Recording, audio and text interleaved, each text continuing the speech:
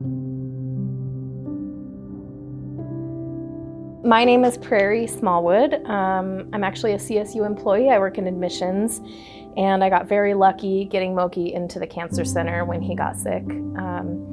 He is 15 years old, and I actually got him in Oregon when I lived there. He had wandered into my roommate's place of work as a baby, and I sort of took him in, and then I moved with him several times. So he was sort of the house cat for a while, but he slept in my room, and I fed him and took care of him and named him. And then for my birthday one year, they just put a bow on his head and said he was officially mine. So I wasn't going to leave without him anyways, but I noticed in March that he had sort of a sore on his belly that wouldn't heal.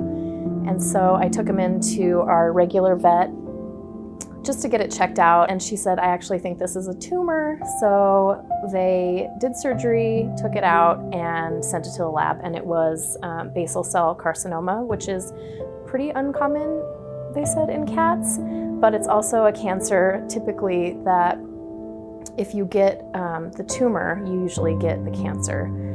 Unfortunately, that was not the case with Mokey. For some reason, it spread to a lymph node, and 2 weeks after his initial surgery, we found a lump a little, like a couple inches away in his lymph node. And so even at his age, I was worried to put him through another surgery, but they said it was important. So we took that out, and then ended up going to the CSU Flint Animal Cancer Center for recommendations on how to keep it from spreading further and to find out if it was anywhere else in his body.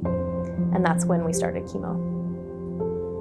And to me, he's not really a cat. He's kind of my kid, and I don't have any other kids, so that's that's what we're gonna do. It's really nice to just have him around all the time. He sits on my lap most days while I'm working. If he was my kid, he would be driving. So there's that. Every time a vet tech came out, and there was 4 or 5 different ones, they knew exactly who I was. They knew Mokey.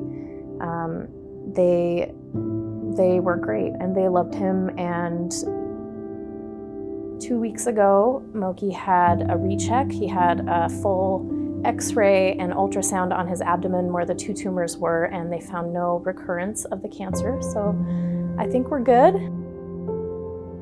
It's hard to imagine not having him.